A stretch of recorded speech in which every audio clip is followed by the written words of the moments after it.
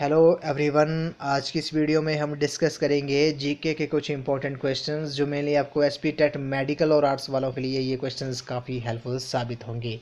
तो friends, video को शुरू करने से पहले अगर आप चैनल पे पहली बार विजिट कर रहे हो तो चैनल को सब्सक्राइब कर दें। तो फ्रेंड्स, अगर आप बी एच पी टेट जून 2022 की तैयारी कर रहे हो तो इसके लिए मैंने एक अलग से प्ले लिस्ट बनाई है जिसका लिंक मैंने डिस्क्रिप्शन बॉक्स में दे दिया है। आप वहां पर जाकर वीडियोस देख सकते हो। तो फ्रेंड्स, वीडियो को शुरू करते हैं। तो पहले प्रश्न में बोलोगे कि milk in natural form has a certain amount of sugar. तो तुम दिस शुगर इज कॉल्ड, जो मिल्क में दूध में जो शुगर प्रेजेंट होती है उसे क्या कहते हैं? तो इसे कहते हैं लैक्टोज जो है। इस क्वेश्चन का करेक्ट आंसर है milk is natural form has a certain amount of sugar. तो मिल्क में जो शुगर होती है उसे क्या कहते हैं? उसे लैक्टोज कहते हैं। ऑप्शन नंबर डी इस क्वेश्चन का करेक्ट आंसर है। आई थिंक ये फ्रेंड्स आपको question H P TET JBT के एग्ज़ाम 24 जुलाई को जो हुआ था उसमें भी ये क्वेश्चन पूछा गया था कि दूध में जो शुगर पाई जाती है, मिल्क में जो शुगर पाई जाती है उसे क्या कहते हैं? उसे लैक्टोज कहते हैं। ऑप्शन नंबर डी इस क्वेश्चन का करेक्ट आंसर है।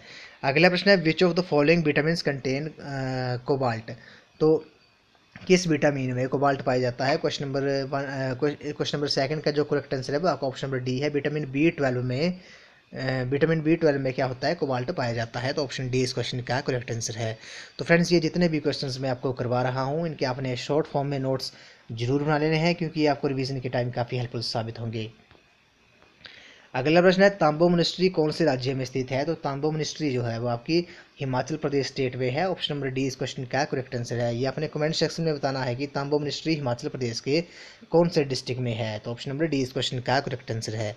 अगला प्रश्न है हैदराबाद में स्थित चार मीनार का निर्माण किसने करवाया था? तो हैदराबाद में जो स्थित चार मीनार है उसका निर्माण किसने करवाया था? ये बीजापुर का आदिल शाह ने किया था। ऑप्शन नंबर डी इस क्वेश्चन का करेक्ट आंसर है। बीजापुर का आदिल शाह ने हैदराबाद में स्थित चार मीनार का निर्माण करवाया था।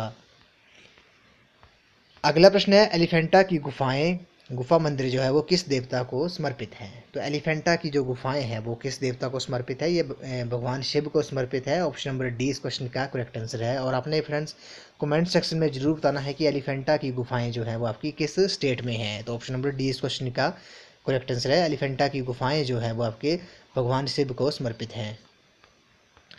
नेक्स्ट क्वेश्चन पे चलते हैं। प्रसिद्ध कामाख्या मंदिर स्थित है। तो कामाख्या मंदिर जो है वो आपका किस स्टेट में है? ये काफ़ी इंपॉर्टेंट क्वेश्चन है। ये आपका असम में है। ऑप्शन नंबर सी इस क्वेश्चन का करेक्ट आंसर है। प्रसिद्ध कामाख्या मंदिर जो है वो आपका असम स्टेट में स्थित है।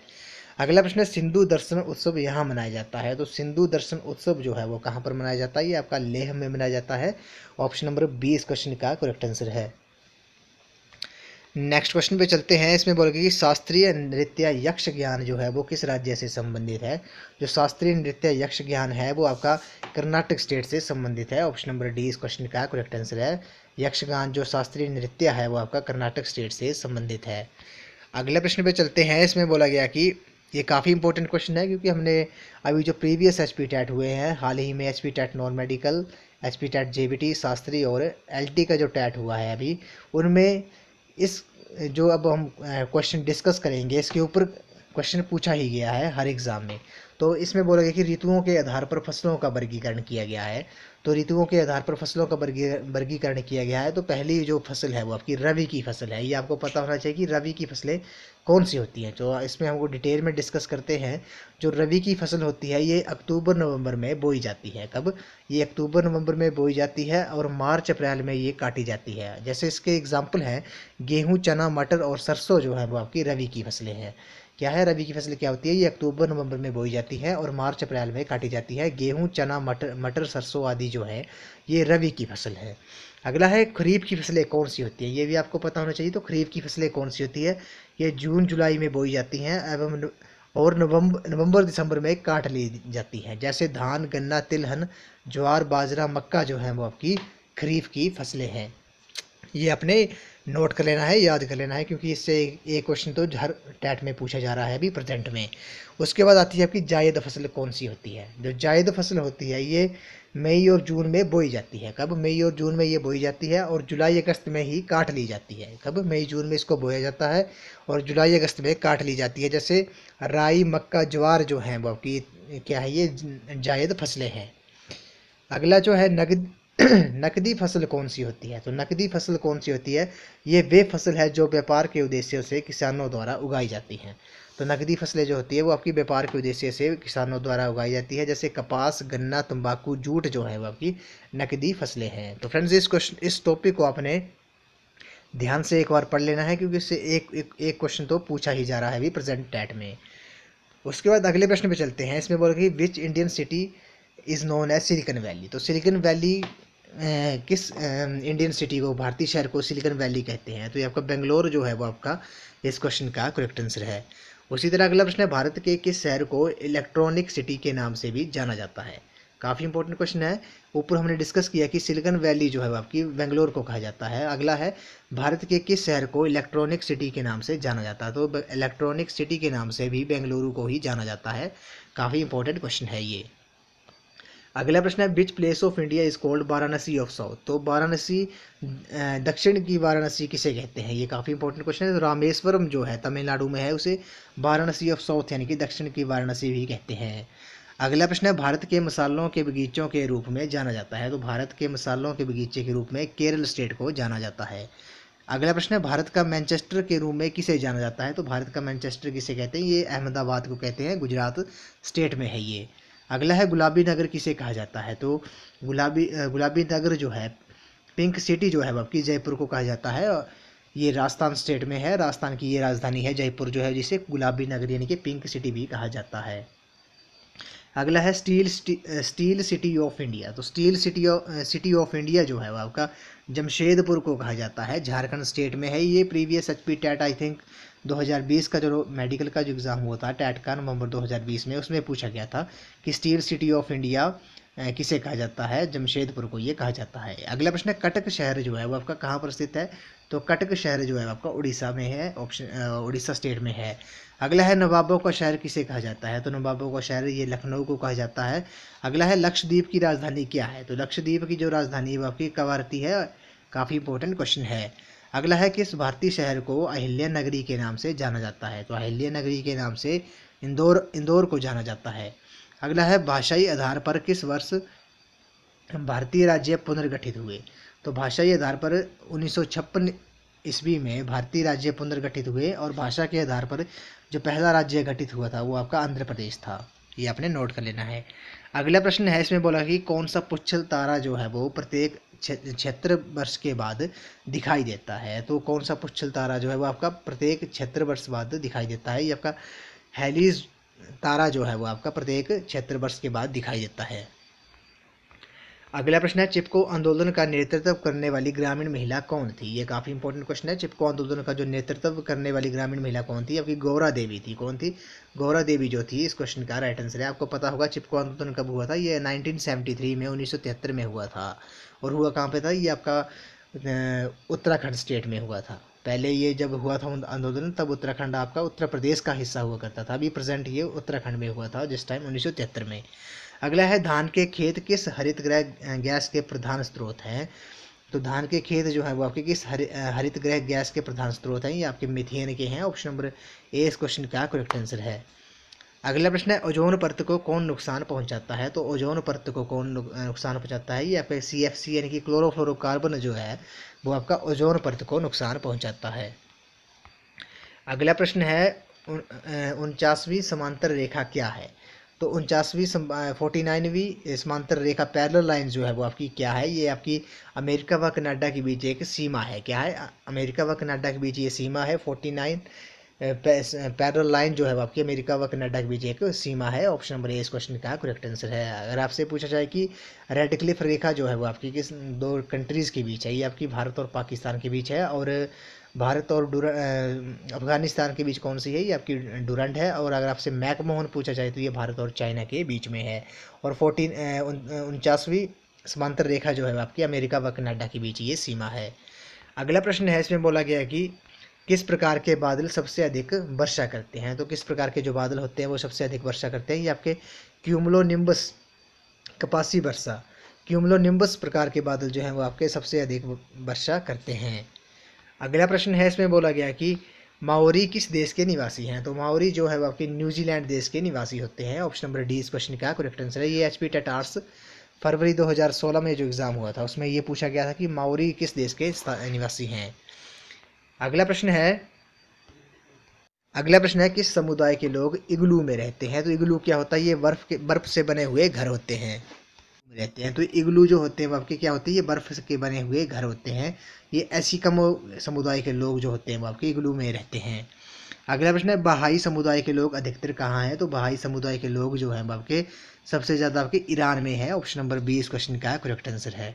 अगला प्रश्न है इसमें बोलेगा कि प्रायद्वीपीय भारत की सबसे लंबी नदी कौन सी है। ये एचपी टेट आर्ट्स फरवरी 2016 में पूछा गया था। जो प्रायद्वीपीय भारत की सबसे लंबी नदी है वो आपकी गोदावरी नदी है। ऑप्शन नंबर 20 क्वेश्चन का करेक्ट आंसर है। अगला प्रश्न है पश्चिम बंगाल की शोक नदी कौन सी है। तो शोक नदी कौन सी है, ये भी एचपी टेट आर्ट्स में पूछा गया था। तो पश्चिम बंगाल की शोक नदी जो है आपकी दामोदर है। ऑप्शन नंबर 20 क्वेश्चन का करेक्ट आंसर है। अगला बोला गया कि अरब सागर में कौन सी नदी गिरती है। तो इन चारों में कौन सी नदी जो है आपकी अरब सागर में गिरती है। तो नर्मदा नदी जो है आपकी अरब सागर में गिरती है।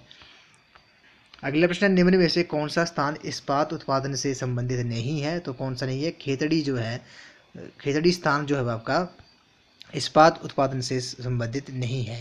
अगला है मीरा सेठ कमेटी जो है वो कि किससे संबंधित है। तो मीरा सेठ कमेटी जो है आपकी हाथकरघा का विकास के संबंधित है। ऑप्शन नंबर ए इस क्वेश्चन का करेक्ट आंसर है। अगला प्रश्न है कौन सा उद्योग सनराइज उद्योग के नाम से जाना जाता है। काफ़ी इंपॉर्टेंट क्वेश्चन है। तो कौन सा उद्योग जो है आपका सनराइज उद्योग के नाम से जाना जाता है। तो सूचना प्रौद्योगिकी उद्योग जो है वो आपका सनराइज उद्योग के नाम से भी जाना जाता है। ऑप्शन नंबर 20 क्वेश्चन का करेक्ट आंसर है। इसके आपने शॉर्ट फॉर्म में नोट्स जरूर बना लेने हैं क्योंकि ये क्वेश्चन काफ़ी इंपॉर्टेंट है। ये प्रीवियस एसपी टेट में भी पूछे गए थे तो ये रिपीट भी हो सकते हैं ये क्वेश्चन। अगला है भेल किससे संबंधित है। तो भेल BHEL यानी कि भेल जो है आपका संबंधित किससे संबंध है। इसका संबंध जो है आपका इलेक्ट्रिकल से है। ऑप्शन नंबर सी इस क्वेश्चन का करेक्ट आंसर है। अगला प्रश्न है ग्रे रेवोल्यूशन का संबंध है। ग्रे रेवोल्यूशन जो है उसका संबंध किससे है। उसका ऊन उत्पादन से है। तो ग्रे रेवोल्यूशन जो है उसका संबंध ऊन उत्पादन से है। अगला प्रश्न है इसमें बोला गया कि तवांग मठ किस राज्य में है। तवांग मठ जो है आपका ये आपका अरुणाचल प्रदेश में स्थित है। अगला है राजस्थान के किस स्थान पर पशु मेला लगता है। ये पुष्कर में जो है आपका पशु मेला लगता है। अगला प्रश्न है मीनाक्षी मंदिर कहाँ पर स्थित है। ये काफ़ी इंपॉर्टेंट क्वेश्चन है। मीनाक्षी मंदिर जो है आपका मदुरै में है। ये आपका तमिलनाडु स्टेट में है। अगला प्रश्न है कतास राज शिवा टेम्पल इज लोकेटेड। तो कातस राज शिवा टेम्पल जो है वो आपका कहाँ पर है। ये आपका पाकिस्तान में है। काफ़ी इंपॉर्टेंट क्वेश्चन है ये। अगला प्रश्न है सूर्य मंदिर सन टेम्पल कहाँ पर स्थित है। तो सन टेम्पल जो है आपका कोणार्क में है, उड़ीसा में है। इसे नरसिंह देव द्वारा निर्मित किया गया था। अगला प्रश्न है black pagoda is located at. तो ब्लैक पैगोडा कहाँ पर है, ये आपको कोणार्क में है, उड़ीसा स्टेट में। अगला प्रश्न है लिंगराज मंदिर कहाँ पर स्थित है। ये काफ़ी इंपॉर्टेंट क्वेश्चन है। लिंगराज जी का मंदिर जो है आपका भुवनेश्वर में है, उड़ीसा स्टेट में है। अगला है महाबलीपुरम का मंदिर सेवन पैगोडा किसने बनवाया। तो महाबलीपुरम का जो मंदिर है वो किसने बनाया था। ये पल्लव राजा नरसिंह वर्मन ने बनाया था। किसने, पल्लव राजा नरसिंह वर्मन ने बनाया था। अगला है खजुराहो के मंदिर कहाँ पर स्थित है। तो खजुराहो के मंदिर जो है वो आपके मध्य प्रदेश स्टेट में है। अगला है ख्वाजा मुईदीन चिश्ती की दरगाह कहाँ पर है। तो ख्वाजा मुईदीन चिश्ती की जो दरगाह है वो आपकी अजमेर में है। कहाँ पर है, अजमेर राजस्थान में है ये। अगला प्रश्न है भारत के चारों कोनों में 4 हिंदू धामों की स्थापना किसने की थी। ये काफ़ी इंपॉर्टेंट क्वेश्चन है। भारत के चारों कोनों में 4 हिंदू धामों की स्थापना किसने की थी। ये आदि शंकराचार्य जी ने की थी। काफ़ी ये इंपॉर्टेंट क्वेश्चन है ये। अगला है सोमनाथ मंदिर गुजरात में जो है वो आपका किसको समर्पित है। सोमनाथ मंदिर जो है वो आपका भगवान शिव को समर्पित है। अगला प्रश्न है in which state of India is the famous Tirupati Balaji Nath temple. तो तिरुपति नाथ बालाजी टेम्पल जो है आपका किस स्टेट में है। ये काफ़ी इंपॉर्टेंट क्वेश्चन है। ये आपने इस क्वेश्चन का जो करेक्ट आंसर है वो आपका कमेंट सेक्शन में आपने बताना है कि तिरुपति बालाजी नाथ टेम्पल जो है आपका किस स्टेट में है। तो इस क्वेश्चन का जो मैं आपको आंसर बता ही देता हूँ। इस क्वेश्चन का जो करेक्ट आंसर है वो आपका ऑप्शन आंध्र प्रदेश स्टेट में है। तिरुपति बालाजी का जो मंदिर है वो आपका आंध्र प्रदेश स्टेट में है। अगला प्रश्न दिलवाड़े के जैन मंदिर कहाँ स्थित है। तो दिलवाड़े के जो जैन मंदिर हैं वो आपके माउंट आबू में है। किस स्टेट में पड़ते हैं, ये आपके राजस्थान स्टेट में पड़ते हैं दिलवाड़े के जो जैन मंदिर हैं। अगला प्रश्न है महाभारत में कितने श्लोक हैं। ये काफ़ी इंपॉर्टेंट क्वेश्चन है। महाभारत में केवल कितने श्लोक हैं। ये आपके 1 लाख श्लोक हैं। ऑप्शन नंबर डी इस क्वेश्चन का करेक्ट आंसर है। अगला प्रश्न है डैश को जय संहिता के नाम से भी जाना जाता है। तो महाभारत को जय संहिता के नाम से भी जाना जाता है। तो महाभारत की जो रचना थी वो किसने की थी, वो वेद व्यास जी ने की थी। किसने, वेद व्यास जी ने की थी। ये एसपी टेट नॉन मेडिकल के एग्जाम में पूछा गया था कि महाभारत की रचना किसने की थी। अगला प्रश्न है उपनिषद क्या है। तो उपनिषद क्या होते हैं, ये आपके हिंदू दर्शन का स्रोत होते हैं। क्या होते हैं, हिंदू दर्शन का स्रोत है ये उपनिषद जो है। ऑप्शन नंबर ए इस क्वेश्चन का करेक्ट आंसर है।